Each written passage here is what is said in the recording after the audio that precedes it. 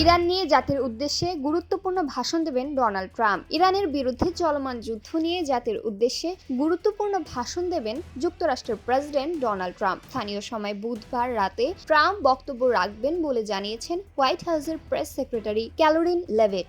অর্থাৎ বাংলাদেশ সময় কাল বৃহস্পতিবার সকাল 7টায় ভাষণটি দেবেন তিনি। মাইক্রো ব্লগিং সাইট এক্সে এক পোস্টে লেভিট লিখেছেন, কাল রাতে ইস্টার্ন টাইম ইরান ইস্যুতে গুরুত্বপূর্ণ তথ্য জানাতে আগামীকাল রাত 9টায় জাতির উদ্দেশ্যে ভাষণ দেবেন প্রেসিডেন্ট ট্রাম্প।